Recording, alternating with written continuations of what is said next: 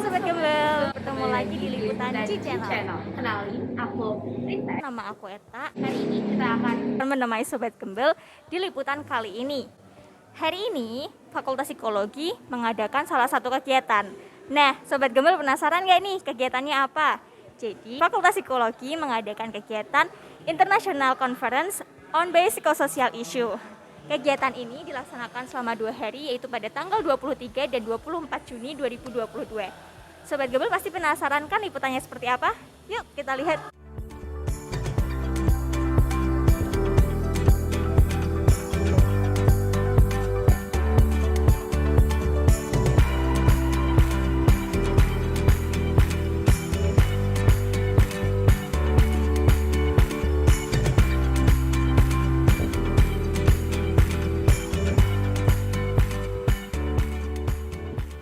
Selamat siang Pak Aldi. Selamat siang. Ya, terima kasih waktunya karena sudah mau diwawancara oleh Ci Channel. Ya, perkenalkan nama saya Eta sebagai reporter Ci Channel. Ya, saya di sini mewakili Sobat Gembel nih Pak, mau bertanya mengenai The Second I Can Be ini. Mungkin Pak Aldi bisa menceritakan ke Sobat Gembel apa itu The Second I Can Be dan juga mengapa diadakan The Second I Can Be ini.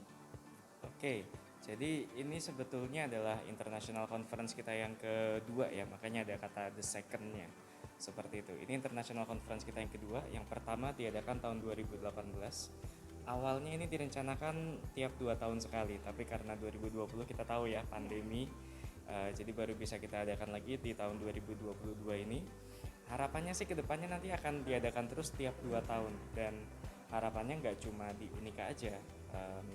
Tadi mungkin kalau teman-teman sempat mendengar ada dari Filipina, Dr. Susan dan Dr. Consuela itu mengatakan bahwa hopefully 2 tahun ke depan itu akan diadakan di Filipina seperti itu, karena memang International Conference on Biopsychosocial Issue ini bisa dibilang ini adalah diprakarsai oleh beberapa universitas, nggak cuma dari Unika doang, tapi ada dari Unika, De La Salle Filipina, De La Salle Das Marinas ya. Kemudian ada Cyberjaya Malaysia, ada Radboud Nijmegen Belanda, dan Open Universiteit itu juga di Belanda. Jadi ada 5 universitas yang memprakarsai ini, begitu sih. Berarti The I Can Be ini sebenarnya acara tahunan yang diikuti oleh berbagai macam fakultas dan universitas yang ada, bisa dibilang di dunia ini ya Pak, karena di berbagai macam negara ada. Betul. Ini kegiatan ini. Nah, untuk persiapannya sendiri kira-kira membutuhkan berapa lama ya Pak? Kalau untuk tahun 2022 ini kami sudah mempersiapkan sejak November mungkin ya, sejak bulan November kemarin untuk konsepnya, dan ya mungkin teman-teman juga lihat ada poster-posternya itu sudah terbit sejak bulan Maret ya. Ya itu sebetulnya kami sudah bersiap-siap sejak November sih. Jadi dari konsep awalnya kami kasih ke dari berbagai pihak, setuju apa enggak, mereka setuju, mereka ngasih daftar namanya, nah Maret itu baru fix semuanya. Oke. Nah, berdasarkan yang tadi disampaikan oleh Pak Aldi bahwa poster ini memang sebenarnya sudah disebarluaskan dari bulan Maret kan Pak. Nah, saya juga sudah melihat dan mengikuti sekilas mengenai The Second I Can Be ini. Saya lihat speaker yang datang hari ini dan juga kemarin itu sungguh luar biasa dari ilmu dan juga pengalamannya. Dari Pak Aldi sendiri, apakah ada ketentuan speaker yang seperti apa yang bisa mengisi kegiatan ini? Oke, sebetulnya speakernya itu semua adalah bagian dari university partner ya. Jadi yang pertama tentu saja speakernya adalah dari partner university. Seperti yang teman-teman lihat, mungkin teman-teman bertanya-tanya loh, kok Bu Riza Sarasvita? Nah, beliau itu sebetulnya dosen tidak tetap di Magister Profesi. Jadi beliau juga bisa dibilang mewakili Unika juga sebetulnya.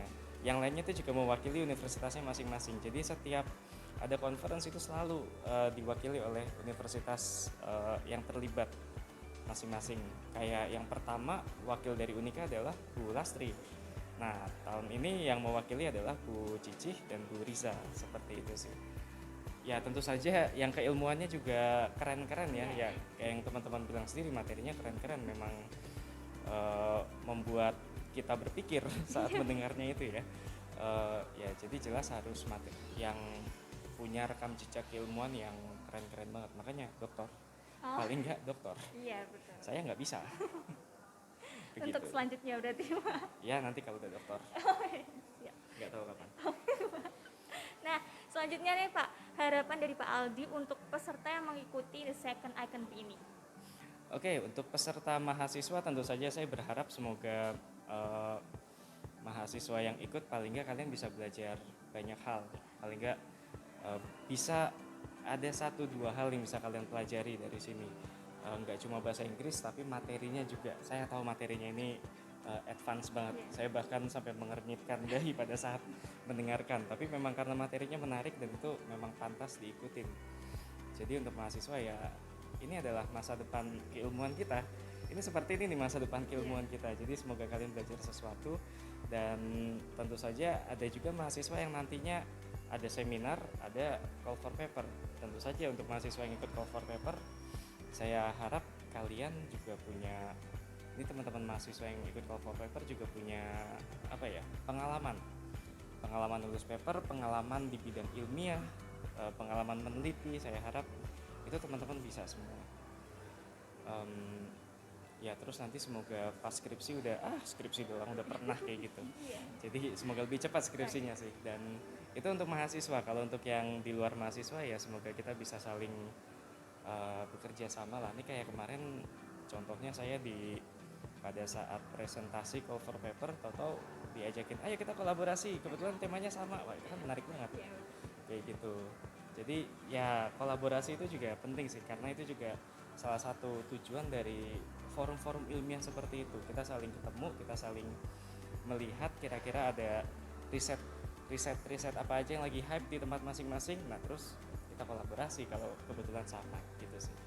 Semoga harapan dari Pak Aldi untuk mahasiswa dan juga luar mahasiswa ini bisa terwujud ya Pak. Ya, amin. Terima kasih banyak Pak Aldi untuk waktunya, maaf mengganggu. Ya, sampai jumpa di next video.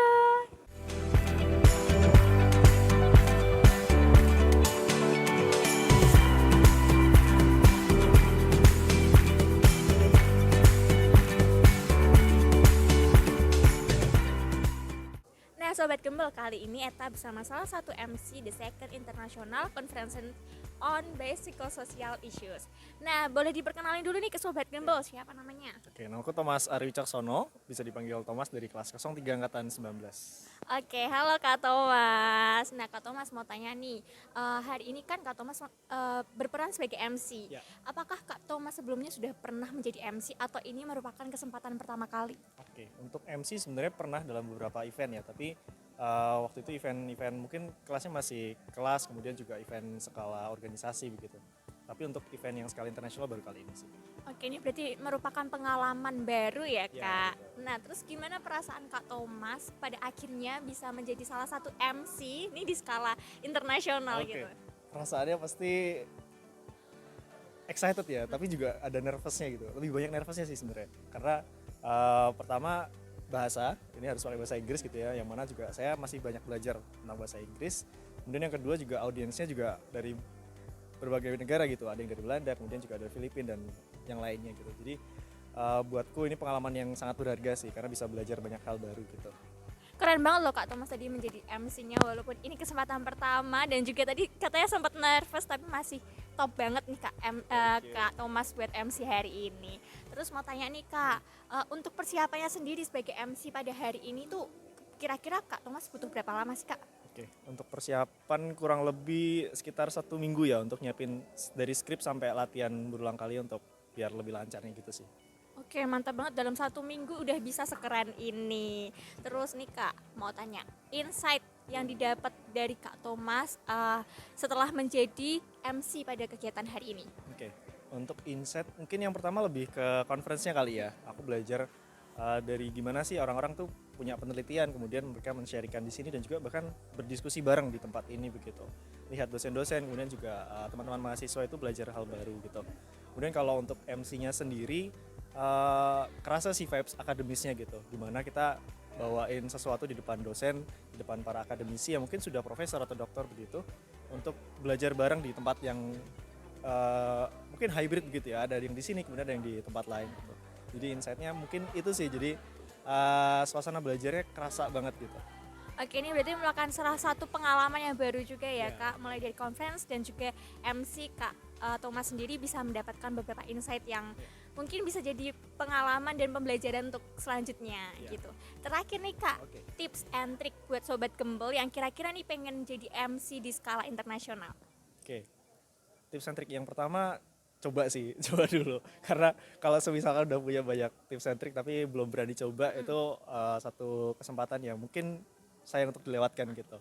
Jadi yang pertama coba dulu aja, nanti yang lainnya akan pasti mengikuti gitu, entah rasa pede, kemudian kemampuan ngomongnya dan lain sebagainya. Jadi yang pertama dan utama aku rasa coba dulu sih gitu. Ini mantep banget guys, tip and tricks dari Kak Thomas sendiri. Mungkin nih Sobat Gembel bisa mencoba. Dan juga terima kasih Kak Thomas untuk kesempatannya dan sharingnya. Sampai jumpa di next video, bye.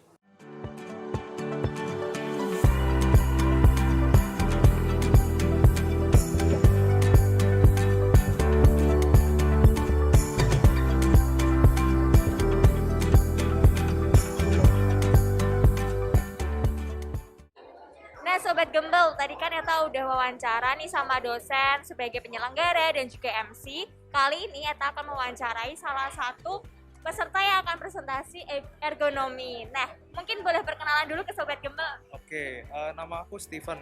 Oke, Kak Steven. Kalau boleh tahu hari ini Kak Steven presentasi mengenai apa? Kalau aku mengenai pengaruh warna gitu ya terhadap short term memory. Oke, presentasi yang luar biasa banget nih pastinya. Nah, gimana perasaan Kak Steven hari ini bisa presentasi di Icon B? Tentunya sangat senang sekali sih, karena kan kita diberikan kesempatan untuk bisa berbicara gitu kan di depan banyak pembicara-pembicara hebat. Berarti merupakan salah satu pengalaman yang baru dan tentunya luar biasa banget ya Kak.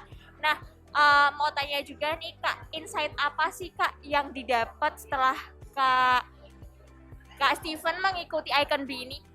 Oke, insight apa yang didapat ya. Jadi kan tadi ada banyak hal sih. Kayak tadi kan ada dari BNN juga ya. Nah, dari BNN itu ada yang bahas tentang 3 lingkup gitu. Ada biologi, psikologi, dan sosial gitu. Terus ternyata itu intervensi untuk beberapa narkotika itu nggak sama gitu. Penanganannya itu beda-beda gitu untuk setiap narkoba ataupun sebagainya gitu, kayak heroin, putal dan sebagainya gitu sih. Ini berarti merupakan ilmu baru yang didapat Kak Steven ya. Nah, kalau boleh tahu juga nih Kak, kesimpulan apa dari presentasi yang nanti bakal Kak Steven bawakan? Kesimpulannya itu ini hasil penelitian nih. Iya. Oh, hasil penelitian yang aku bawain, aku spill dikit nih. Jadi hasil penelitiannya itu tidak ada pengaruh warna terhadap short term memory. Jadi ada pengaruhnya dikit, tapi tidak signifikan. Mantap banget nih Kak Steven udah melakukan penelitian bersama kelompok kayak ini ya berarti.